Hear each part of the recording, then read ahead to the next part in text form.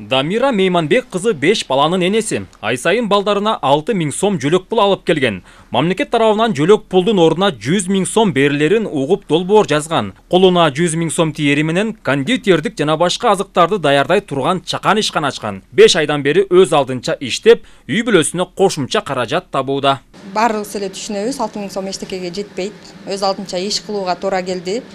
Кондитерскийде окуп, ошол жерге кичинекей буфет ачып, бир аз кыйналамбы дедим эле, жок, кайра жакшы болду. Доходубуз да күндөн күнгө артып, өзүбүзгө да жетип, үйгө да бир аз буюм алып атабыз. Жеке баракчам бар, бул Азем торт деп аталат. Берде клиент кандай тортты кааласа, биз ошондой тортты чыгарып беребиз. Максатыбыз чоң, абдан эле. Буюрса берди дагы чоңойтуп, жаңы салсак деген үмүттөбүз.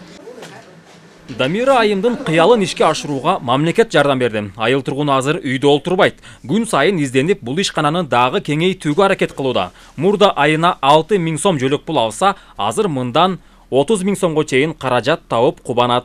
Мен биринчиден ушул сос контрактынын үстүнөн иштеген бардык кызматкерлерге, президентибизге ыраазычылык билдирем.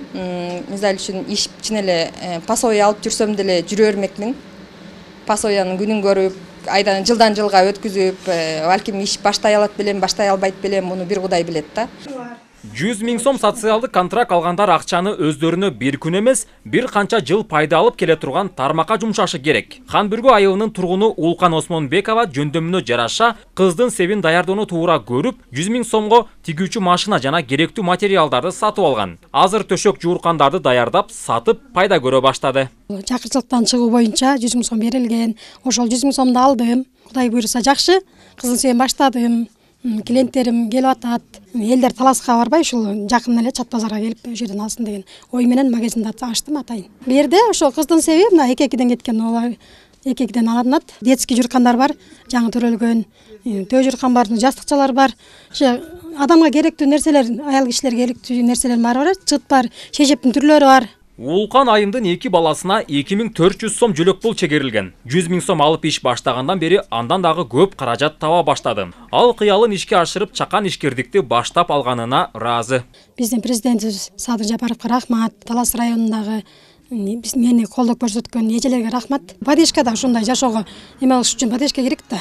Адамды ушундай көтөрбөсө каяктан эч ким билбейт да. Социалдык контракт долбоору президенттин демилгеси менен ишке ашты.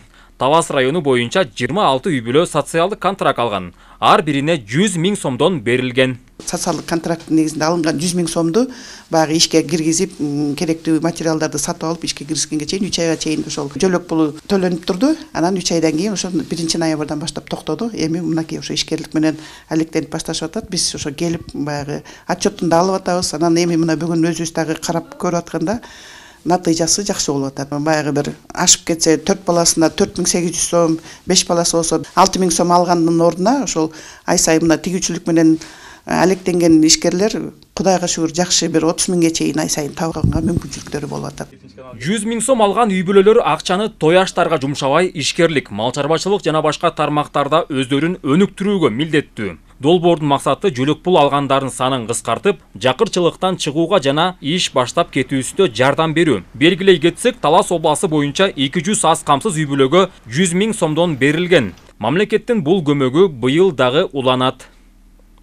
Нурсултан Курманбеков, Мелис Элебесов, Талас району.